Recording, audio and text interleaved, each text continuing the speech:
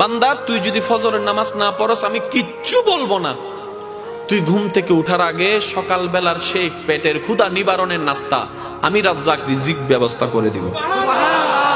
আমি আমার যা দায়িত্ব সব পালন করব। তুই নামাজ পড়লেও করব, না পড়লেও করব।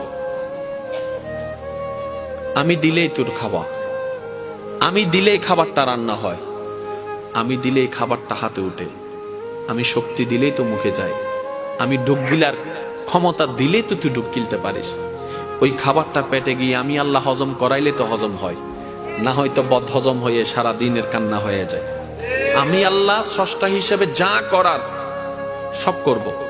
তবে আমি তোকে নতুন করে বলবো না নামাজ পড়, আমি তোকে বলবো না সুদ খাইস না, আমি তোকে বলবো না বউ পিটিস না, আমি তোকে বলবো না যৌতুকের জন্য অত্যাচার করিস না, আমি তোকে কিচ্ছুই বলবো না ওর জায়গা দখল করিস না, আমি তোকে কিচ্ছু বলবো না।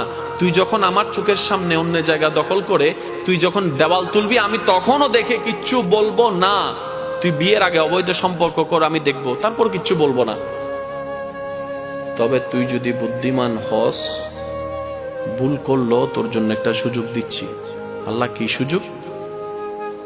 তওবা করে আস্তে করে আমার কাছে মাপছি, আমার দলে আমার কাছে ফিরে চলে আয়।